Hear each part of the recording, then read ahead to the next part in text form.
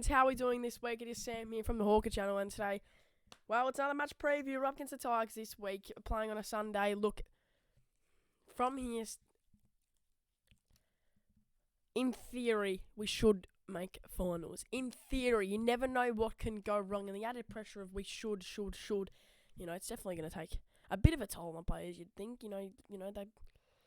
We just can't think the next few games is going to be easy. We've got to be very level-headed. We've got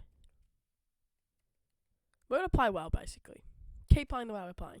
Richmond, they're on the bottom of the ladder. They've won 2 games this year. They're awful. I think everyone knows that Richmond aren't a good team this year. This year, Hawthorn are a good team. We changed our team around, and one player in particular changed our team around, and that's Will Day. Came into the team, and immediately something changed. It was like, click, something changed. And, well, look where it's brought us. It's brought us to this position where I'm now sitting in front of the Mensa set right here, saying how good Hawthorn are and how we're going to make finals. Times have changed. It's not the three-peat anymore. Welcome to the Sam Mitchell dynasty. It was the Clarko dynasty. Welcome to the Sam Mitchell dynasty. And it all starts pretty much this year. Not really. It started 3 years ago. He's an influential coach. He's a great coach. As I said in the review last week, you got to give it to him. You got to give it to the list management, the recruiters. Speaking of list management and recruiters, I guess it's along the same lines. Box Hill leader by this week. Next week is the last game of Box Hill's season. We're playing against Werribee. I'm pretty sure we're locked into finals. If not, we're locked into a wild card round. I'm pretty sure we're in the top 4. So, Box Hill, they've done a really good job this year. Of course, we will go through the full season review and we can have a look at Box Hill's season well in that, as we were always going to do. Sarong's had a great year for Box Hill. Hustwaite's had a great year. McGuinness has had a great year. Reeves has had a good year. I didn't mean Reeves. I meant Ramsden. Ramsden's had a really good year. So,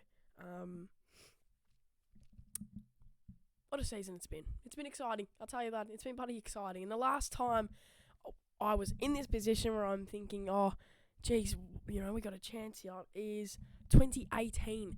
I think I've spoken this before on the channel. 2018. Was 2018 Sean Burgoyne's last year? Was that the year after?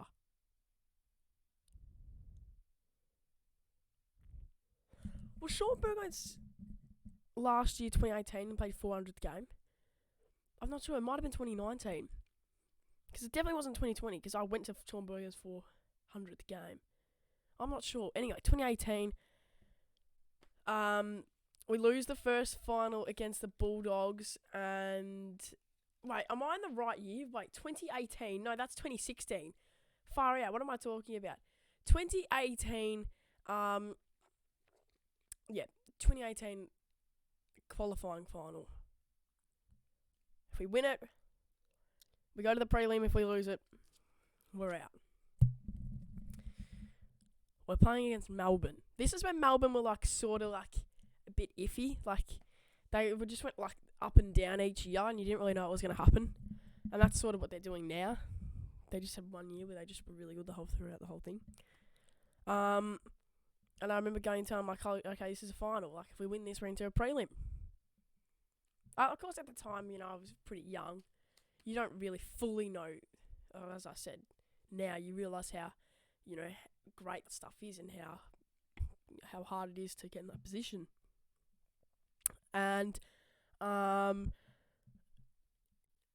in this final. It's looking good. And then all of a sudden, Melbourne do this massive comeback. They win the game.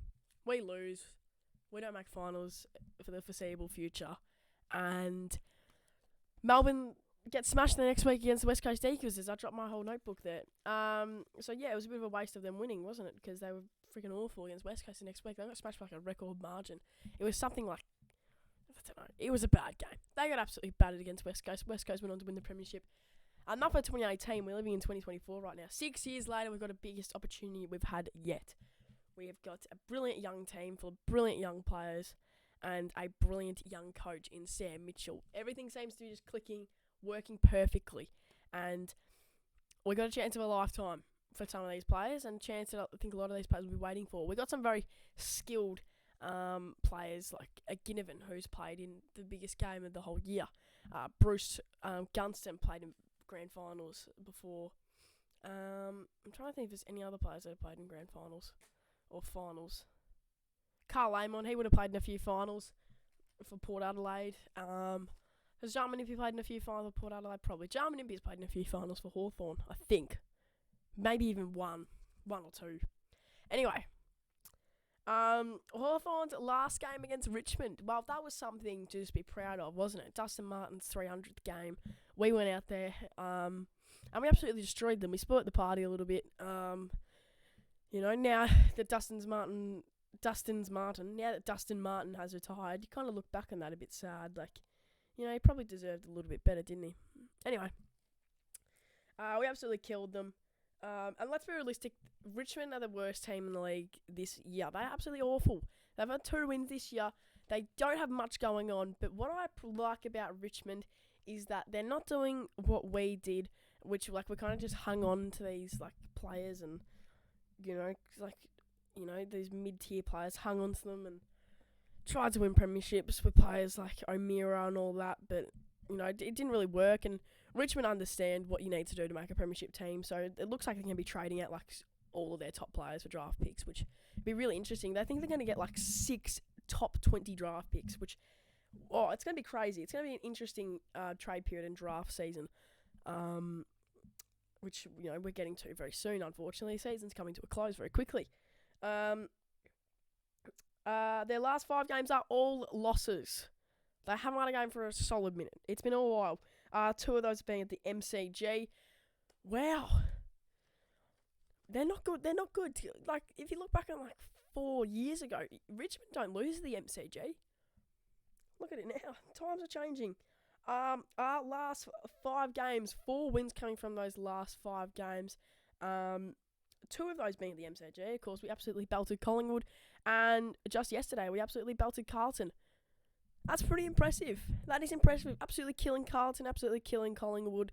We're no stranger to a massive contest, are we, at Hawthorn? It's an important game for Hawthorn. As Sam Mitchell said, every game is an elimination final from now on. If we lose one, we're out of it. Plenty of pressure. Hawks fans, they want finals. It's not like an Essendon game where we're so desperate and we're throwing shit on the field. It's like we want finals because we know what this team is capable of, and they show it each week. And it's bloody incredible. It's absolutely incredible. Now this is the point in the preview where I kind of list off the strong points of Richmond, and I cannot think of one really. I think in theory we are better than Richmond in every single way possible. Ruck work, Lloyd Meek, midfield work, we are 100% better than Richmond midfield-wise. They're pretty awful. Defensive-wise, we're brilliant compared to Richmond. Richmond don't have a midfield, they don't have a back line, they don't have a forward line, they don't have a ruckman.